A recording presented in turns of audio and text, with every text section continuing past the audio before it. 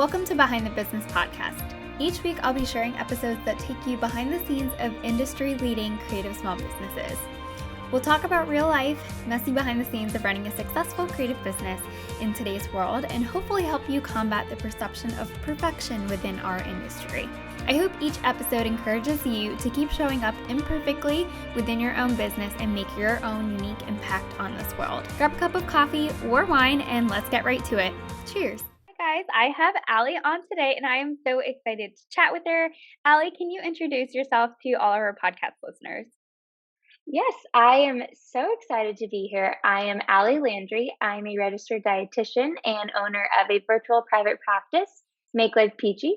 I'm excited. I know, I'm so excited to have you here with us. And can you walk us through a little bit of your business journey and how you got started? Yes, so I became a dietitian in January of 2020, and that was right before COVID hit. So I had just started a new job at a hospital. And once COVID hit, they started cutting pay, cutting hours, and then they started having to furlough people. So I was one of the newest dietitians on. So I was one of the first to get furloughed. And at that time, no hospitals were hiring. I was a new dietitian. I didn't really know what to do, but I did know that one of my dreams was to always own my own private practice and to work one-on-one with clients. I just didn't know if that was the right time. I was a new dietitian. I didn't know how to start a business. I didn't really know what I was doing, but I decided to just go for it. So I just announced on Instagram and Facebook, hey guys, I'm a dietitian. I'm accepting one-on-one clients. Very, very general. And it ended up taking off. And I loved it. I figured out how to start a business and started scrappy, but made my way here. And I'm so happy that it did take off and it's worked out and I love it.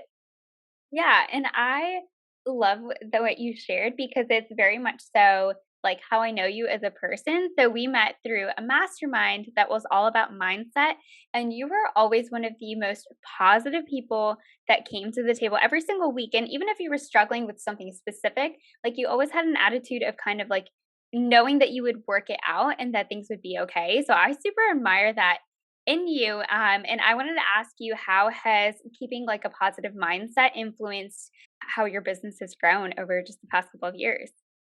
Yeah, so as you probably know, mindset is like everything. Luckily, I do think I am a naturally more positive, optimistic person, which is really helpful in entrepreneurship. But I do think that starting a business, being an entrepreneur, it's a bumpy ride of ups and downs. So having a positive mindset is really helpful, but it's also something that honestly, I think I can struggle with, like just the ups and downs of business. If you feel like you really aligned with a client and they decide not to book with you, it's really hard to not be hard on yourself or think something's wrong with you or you could have done better when, in reality, it just might not be the right time for them. And it might not be a no forever, but having a positive mindset is huge in business to keep you going. And I think that maybe that was part of what kind of helped me get started. I think the hardest part of starting business is actually starting and actually putting yourself out there. And so through doing the mindset work and having a positive mindset, I think it's really just believing like this is possible and I can do it and I'll make it through, I'll be okay. It's enough to kind of get you to show up and do the work. And then that's how you just have to start. Yeah. I love that. That's very true of just like keeping the positive mindset because there are going to be ups and downs within business. Like no matter which season you're in, it's not like every single day is going to go perfectly. And so that's something that I have also had to like really work on and focus on even and just be one of the most important things business wise that I could do every single day to like make sure that I'm setting myself up for like long-term success. But I wanted to ask you, tell us a little bit about the behind the scenes of your business. So what does day to day look like for Make Like Peachy? So I'm currently loving my day-to-day schedule. It's right now, Mondays and Fridays are my no call days. And then Tuesday, Wednesday, Thursday are my call days. And so Mondays are the days that I really dive into creating content. I think I spend most of my time creating content and client calls. So Mondays are my content days. Tuesday, Wednesday, Thursday are call days. And then Fridays are kind of my catch up days of like, maybe I do something fun, maybe I do something behind the scenes that I've been working on, a certification, continuing education, all of the things that go on behind the scenes of a business. Like Friday is my catch up day. And then something that I try to do daily is like my morning routine, which you probably know a little bit about, but that includes like a slow morning, waking up, maybe reading, journaling, visualization, meditation. That really helps keep me in that positive mindset and sets me up for a good day. I can tell the difference when I get up, do maybe 5 or 10 minutes of yoga, journal, prepare for my day. I am so much more productive and feel so much better versus if I just get up and skip my morning routine. So, yeah, that's kind of what my day to day is like.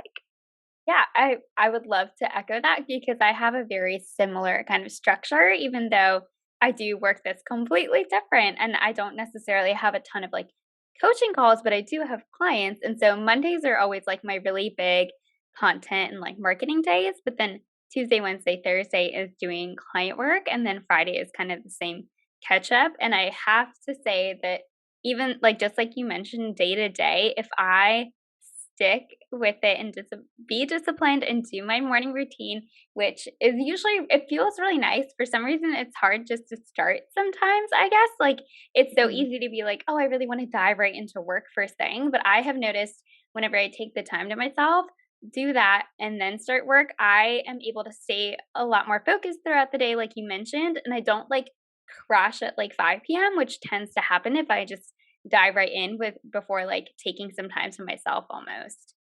Yeah, I really want to wake up and just start. I want to dive in. I have my Mhm, to do list mhm. on my mind. And the days where I'm like a little bit more disciplined and I'm like, no, let's slow morning. Let's do your morning routine. I'm more productive. I get more done if I do like that 30-minute or an hour, take that time in the morning versus when I don't. It's pretty crazy. You think if I just dive straight into work I'll be more productive, but often when I take my time to like do my morning routine and set my mindset up, I do get more done in the day. And then like during the day, something I love to do between client calls especially is just like get outside, take my dog for a little walk, get some sun, and I find that like re-energizes me as well too. Yeah, I need to be a little bit better about getting more vitamin D and like going outside for like breath of fresh air because I have definitely noticed that that is very helpful.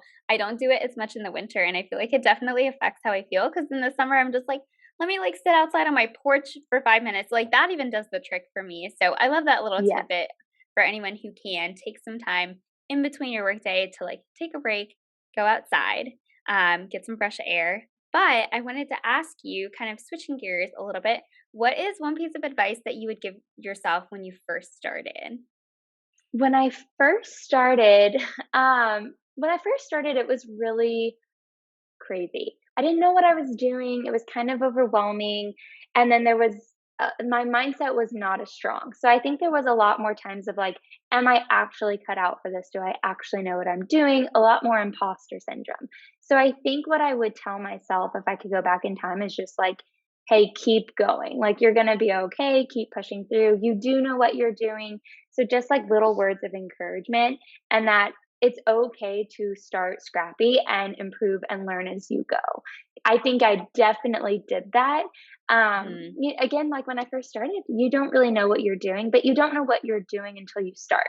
And then you get to learn and improve as you go. So I think that I would just go back and tell myself, like, hey, you know what you're doing, and you're going to figure out what you're doing. You know what you're doing from a dietitian standpoint, and you're going to figure out what you're doing from a business standpoint. Just keep going and keep pushing through. Like, it's all going to work out.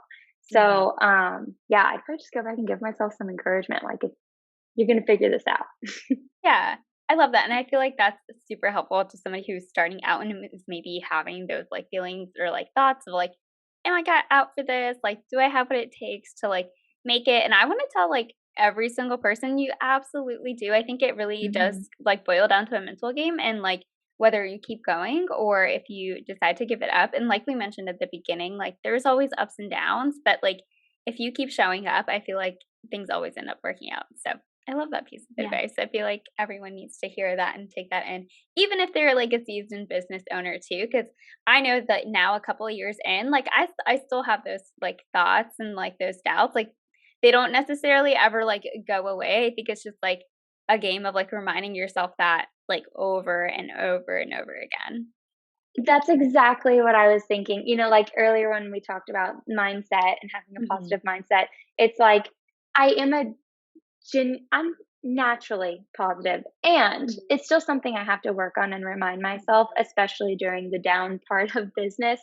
Hmm. Um, but like just keep pushing, keep going. You'll make it through. It'll be okay. And you're right. Everyone can do this. Yes, I love that.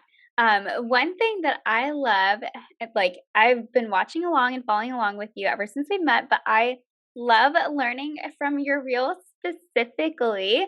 Do you have any advice for anyone who is like trying to start making reels related to their own business? Because I know that that's like a big thing right now, but it's also really, really daunting for people. And I feel like you do such an amazing job at it. So, like, what is something that you would tell someone who kind of wants to get started?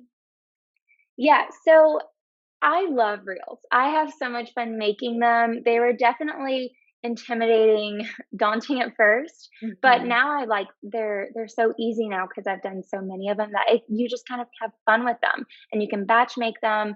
I don't think that you have to do reels or even have to have Yeah. an Instagram to have a successful business, but I do think that with content creation right now, like reels are only going to help you. Like reels are the name of Yeah. the game right now. It's what Mhm. Instagram is majorly pushing right now. So if you are like wanting to do reels and what's holding you back is fear, like just get started. I like to think Mhm. about reels, people who might be like a little fearful of starting reels. I compare it to when I posted my first talking story. So I Mm. never thought I was going to talk on my stories. I was like, I'll make an Instagram, I'll post, but I will not talk on my stories Mhm. over my dead body. Because it just feels weird. Yeah. And then eventually I was like, you know what? Like if I really want to do this business and to reach more people and share my message, like I want to talk on stories. And so the Mhm. first time I did it, I was shaking and I was sweating and I was so nervous. And Same. now when I record talking stories, it's like I record them real quick. I don't even rewatch them before I post them. So Mhm. like you get more comfortable and it becomes easier as you do it. I think the hardest part is just starting. Especially with reels, I think sometimes that it can feel so like intimidating if you don't know how to do it or haven't done one before. I think Mhm. the stress of the like, I don't know how to do it is often worse than actually just doing it. And so if you can just get started, like find some people whose reels you admire, think would line up with your brand, get some inspiration, make a list of 1, 3, 5 reels that you would want to create and like just practice, just get started. And then you'll improve as you go. But it doesn't even have to be like, I think trends are really fun and easy if you can relate Mhm. those to your business. But it could also just be like putting a tweet or a quote over a really like aesthetic video, you know? Mhm. So it's like Yep. you're going to post a tweet anyway, put it into a video and make it a reel, and then it might get more Mhm. traction. Yeah. So, yeah, you don't have to do them, but I highly recommend them if you're on Instagram. Yeah, for sure. I feel like it's one of those things, and I feel like this is for anything in business. It's like the first time you're going to try anything, it's going to be the hardest. Like just like you mentioned, I had the same experience with like talking on stories, and like it took me a very long time to get comfortable with those. And same thing, like talking for like YouTube videos or even like podcasting too. It's like it's not necessarily always going to come to you naturally at the first try. I'd say one, get started, but also like don't give up when you're kind of in like that messy middle of like you've done like even like your first like two or three and you're like, geez, this is so hard. Like that happens to everyone. I tend to like start and like, okay, I'm gonna do this, and then I like petter out because I'm like, well, this isn't great. This isn't great. Like I could have done this better. And I Mhm. just want to tell people like don't get discouraged. Like it's a learning process and like it does take some time, but eventually it's just like picking up like a new skill. It's like you can always pick up a new skill and you can always get better. It's just a matter of like kind of like starting and like keeping going. Of starting and going. Nope. Keep g Uh, keep it going. I was thinking the same thing, like, you might do your first one and think, like, "This isn't great," or, like, "I want it to be Mhm, perfect," or, like, perfectionism can really hold people back. I used mhm, to really struggle with perfectionism, and seeing other creators just post has really given me permission to like just post. So Yeah. like I'll finish a reel and I'll be like, oh, the lighting's a little off, or like, oh, I wish I could have redone it and then like done this differently. At that point, I'm like, okay, you know what? No one knows it's not perfect except me. And like Mhm. done is better than perfect. Like perfect just will Yep. never happen. You'll never post if you're looking for perfect.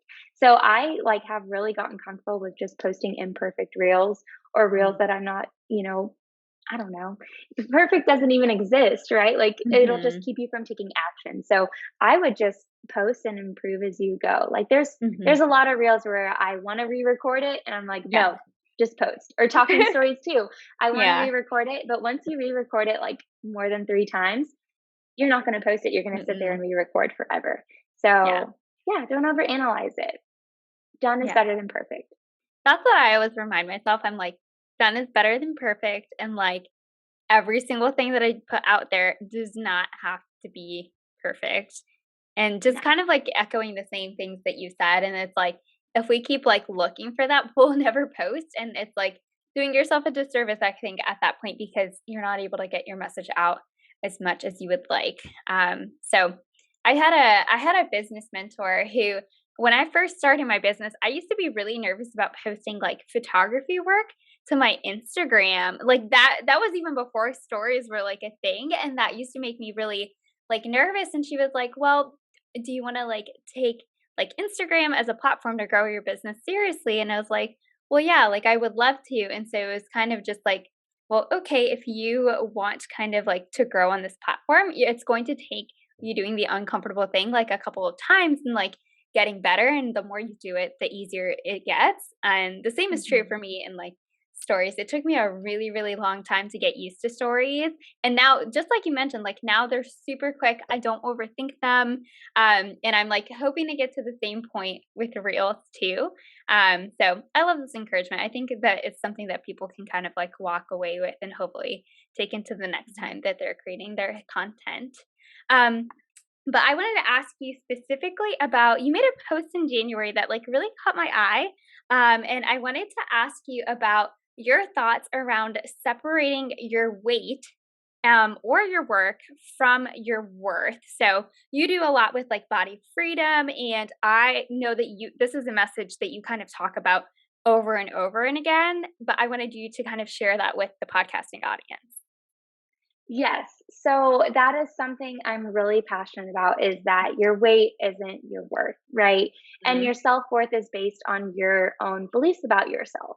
And Mm-hmm. so you can challenge those old negative beliefs. So what that might look like is like if you step on the scale and then you feel good or bad about yourself, or you feel more or less worthy, like reminding yourself like, hey, I'm worthy because I'm a human being and I am so much more than my body. And like, here are things that I like about myself that have nothing to do with my body. Like, I'm a whole human being and my worth is not in my weight. I'm not less worthy based off of this number that tells me my relationship to gravity, you know? Um, so the same thing can be said for business, which is probably a little bit harder for me, but it's easy. Whenever I start putting my worth in my business, that's when I'll remind myself, like, hey, what would I tell a client who's putting their worth in their weight, right? Like, Mm-hmm. it's kind of the same thing.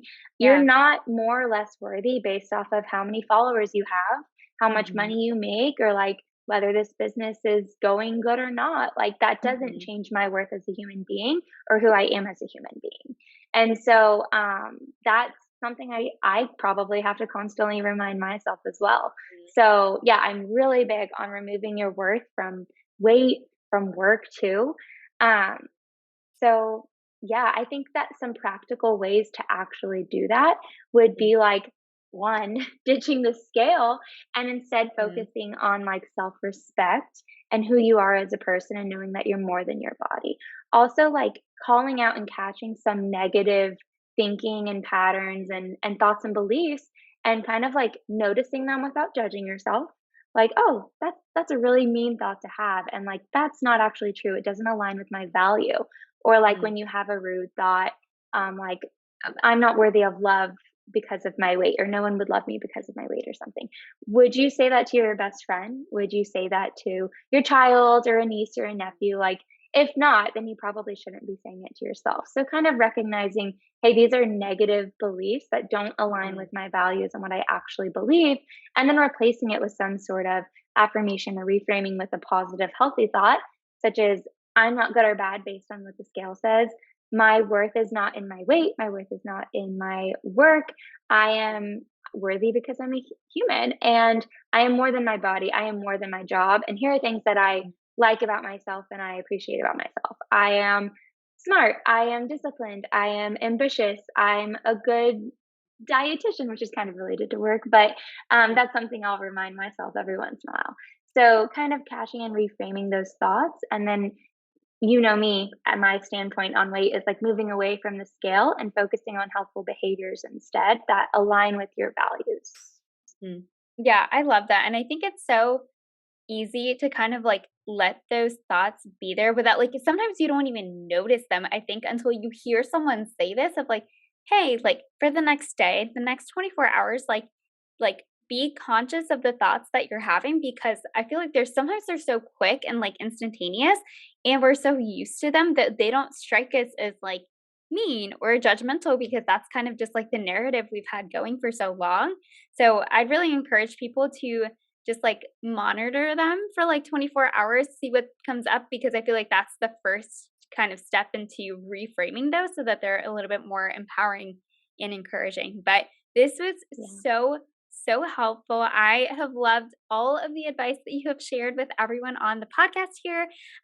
Where can people find you online?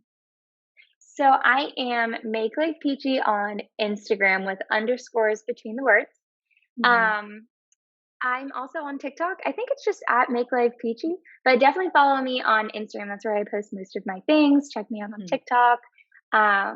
I'm posting on Twitter, but I'm not a big Twitter person. I'm just doing my best. And then you can also find me at makelifepeachy.com. All right. I love that. Allie, thank you so much for being on the podcast. It was such a wonderful time having you.